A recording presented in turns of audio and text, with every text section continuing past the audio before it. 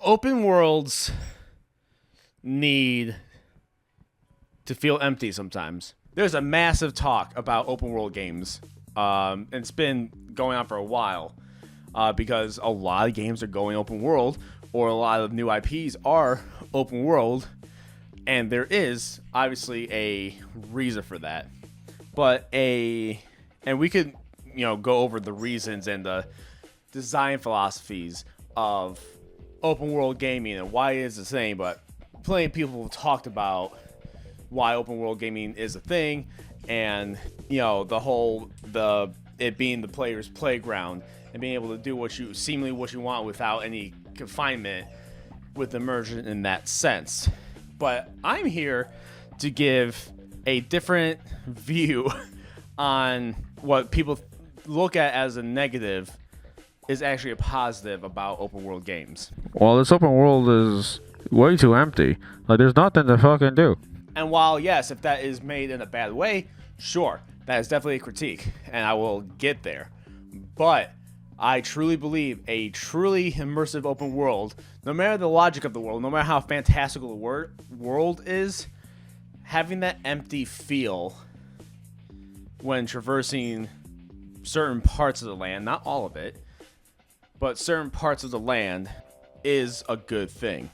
And I feel like people who live in metropolitans are the ones who probably have the mindset of empty is bad, because to them, there's something around every corner. There's always something to do. There's always something to buy. There's always something to eat.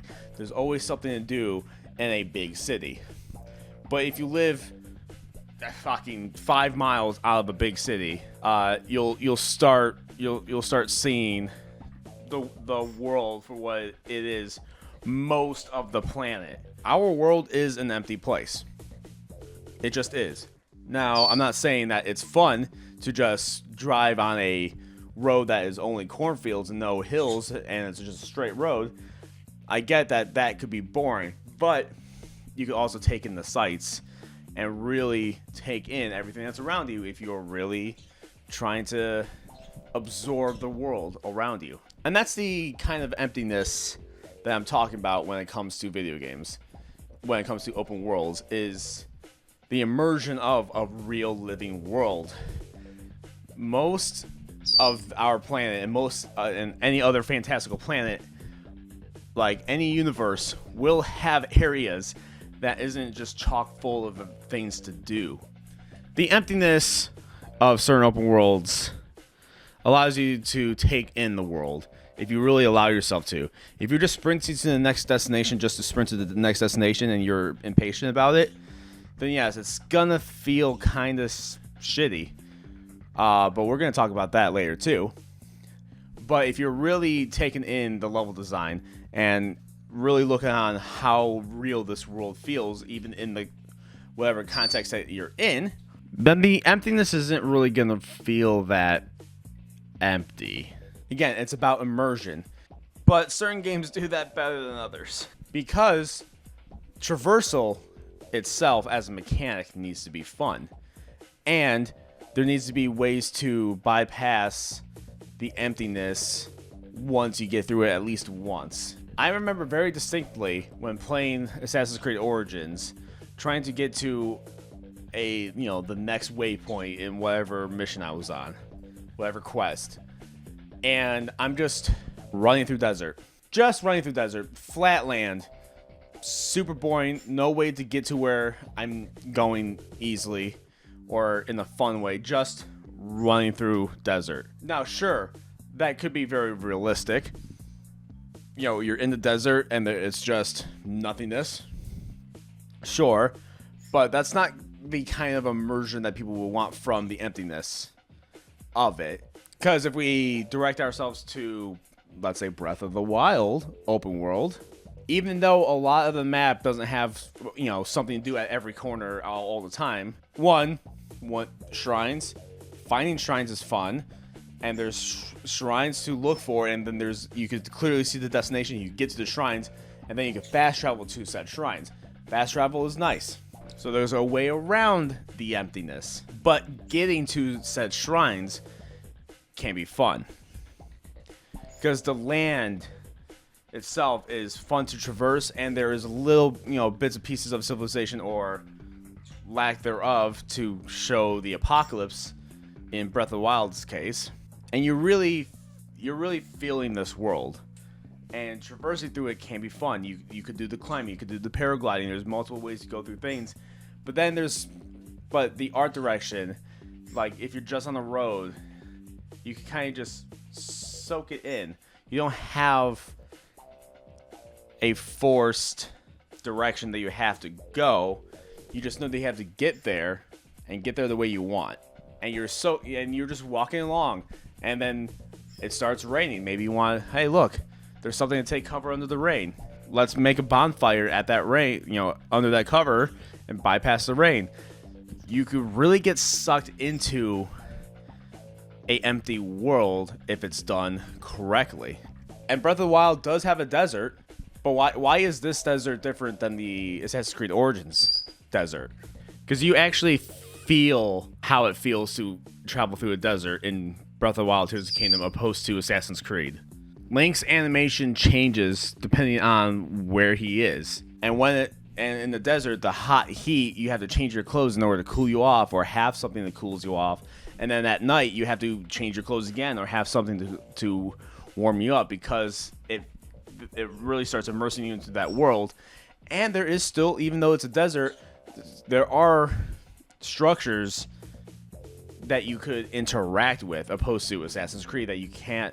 In the Origins, you can't interact with anything if there even is something there outside of, oh, well, here's a camp that we placed here.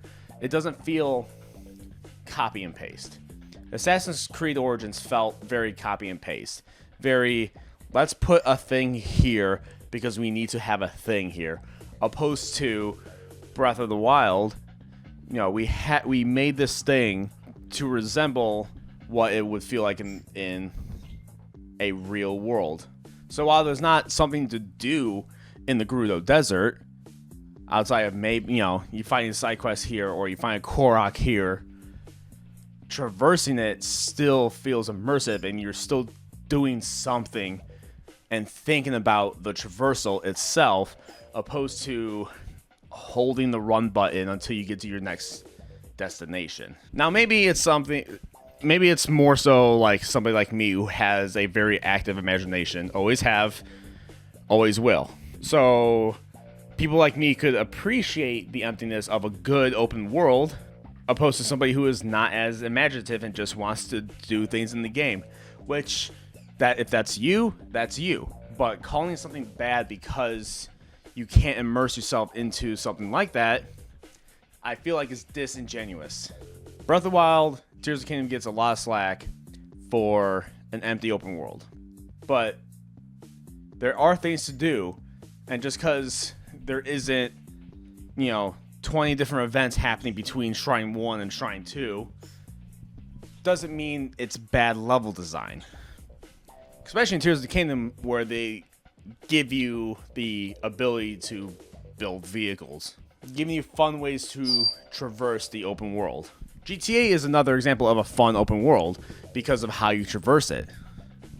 Yeah, if you had to run everywhere in a game like GTA, because the game's not built around just running, it'd be very boring. But because of how they do their vehicles, GTA 5, even though that you're just driving through mountains, is very fun. There is literally nothing to do. There is no,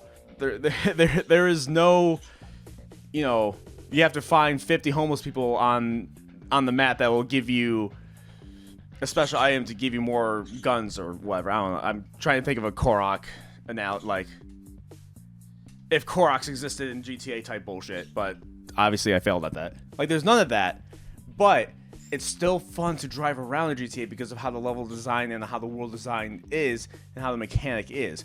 GTA is a very empty open world. They made it fun to traverse, to go through, and to get to your next location. Again, unlike a game like Assassin's Creed Origins or Starfield. That's the name of the game, right? Starfield? Yeah, Starfield. It felt so generic that I didn't think it was actually like a name of the game. But yeah, Starfield. A game like Starfield really shows like that true sense of emptiness and awful traversal. There's nothing to do and no fun way to do that nothing. And it's the game that finally had people realize, oh, Bethesda's not as good as everybody claims they are, because they're not. And even like Minecraft, a game that doesn't have any objectives at all. It's a sandbox game. It's not a open world game. You could just do what you want. It can, as long as you let your, and it's blocky, but as long as you really immerse yourself into it, it could be fun to traverse. There's ways to traverse it, and if you let yourself to be immersed in it with the day and night cycle and finding cover and then doing the building the home thing and finding minerals and all that stuff, they made this emptiness actually be something. Minecraft wouldn't be the way it is if they had to put in a like settlement every 5 feet and then have a villager to talk to give you a mission every another 10 feet after that. Like, that wouldn't be Minecraft. It wouldn't be the same feel and same type of immersion. And don't get me wrong, games that do have a lot to do is fun. It's fine. Like, there's plenty of games that are a little more confined but give you plenty of things to do, or a little slightly more linear, and that's fine. Like, I love my linear games. I play platformers. I play like games like Bayonetta, where it's just very like, you go through a level, there might be some secrets here and there if you go off the beaten path, but really you're just going forward. Like those games are fun. But if we're talking about the genre of open world, emptiness, if done well, is, I think, required to be a good open world game if you're going to talk about immersion. Like Assassin's Creed 2, fantastic game. Like, one of the best. Like the entire Ezio trilogy. Fantastic games. I couldn't give any less of a shit about collecting 100 feathers. Just because you shove things to do doesn't make the world better. Yes, Assassin's Creed 2 and its trilogy had a great world to traverse, but I didn't need the feathers in order to keep me going. I just had fun jumping on roofs to get to my next destination. It was fun traversal, even though, like, you could have got rid of all the boxes of the money and gotten rid of the feathers and just gave me the missions, and I could have had fun. I still would have had the same amount of fun just just parkouring and jumping around. I didn't need glowing things every 3 feet in order to keep me entertained. Now, as somebody with ADHD, do I also not like a bunch of things flashing at my face because I can't get to my target because I keep on getting distracted? Yes. And I will get distracted without that anyway, because I'd be like, oh man, well, I'm finding this fun way to traverse over here. Maybe there's a box over here because there might be a box over here. Like, sure, that's a me thing too. But what I'm saying is that an empty feeling done correctly can make a world more immersive. So I don't think that a world feeling empty is a good enough criticism of an open world game, because I feel like it's required to do that and do it well for something immersive. If you're on a road trip and you're driving, in America, if you're driving from Illinois to Tennessee, you know what you're going to see a lot of the time? Nothing. And then you might run into a gas station that's like off the beaten path, a gas station with a couple of convenience stores and like a rickety bar. And then you get a lot of nothing. Then you see some cool mountains that you're like, hey, look, that's something beautiful. Hey, maybe we should stop over there. Maybe we could take a little bit of a hike. If it's like a true road trip, not just get from point A to point B with nothing in between. Which even then, nothing in between, that's just kind of how that happens. Now, there is a point in gaming where you don't want to emulate real life too much, or it's not going to be fun. There are some there are some things that you have to do in order to make a game still fun but still feel realistic, if that's what you're going for, or at least realistic in the sense of the logic of the game. Legend of Zelda isn't realistic, and I don't want it to be, but there are some factors that make it more immersive that remind you of real life that could help you be immersed into this crazy world with an evil warlock that regenerates and tries to take over the world, and you have a powerful swordsman and a magic princess that defeats him. And I'm using Zelda as a big one because this is kind of a talk about how, like, it comes a lot when talking about the next Zelda game or Nintendo, and a lot of people talk about Breath of the Wild and Tears of the Kingdom being empty. And that's why it's on my brain. That's what started this video in the first place. But if we want another example, I think the Horizon games, do a pretty good job at having a fun world to traverse. Like, they made the world have settlements, like, actually feel like they should be there. And you could traverse this world in different ways. It's not as, like, you could do anything as Breath of the Wild is, but it's still a fun way to traverse through the world and go through the quest and get crafting supplies and all that jazz. Ghost of Tsushima is another one that can be fun to traverse because we have a cool horse and we have a beautiful landscape and there are things to do every now and then, but we could soak in the environment because they made it look so good. And there are still things to do in between, but traversing it doesn't feel like a slog. Now, again, it's not as crazy as some other games. You're on horseback most of the time, but that is made it more realistic to the world. Like, that's how samurais would get around. That's how people of that world, it depicting, older Japan or older times in general, depicting that. They are very accurate and still were able to make it into a fun way to do it. Or at least a quick way to do it. And it's also not aimless, but the way they had you track it felt more natural opposed to... Location, right here. Run straight there. Like, they directed you towards where you needed to go, and then you could run into something on the way, take out camp or... follow a fox, So yeah, I talked about this a lot longer than I did, but that's usually how these videos go. But the point is, emptiness isn't a bad thing as long as the game does it correctly. If you like this video, give it a thumbs up if you want to see more from me.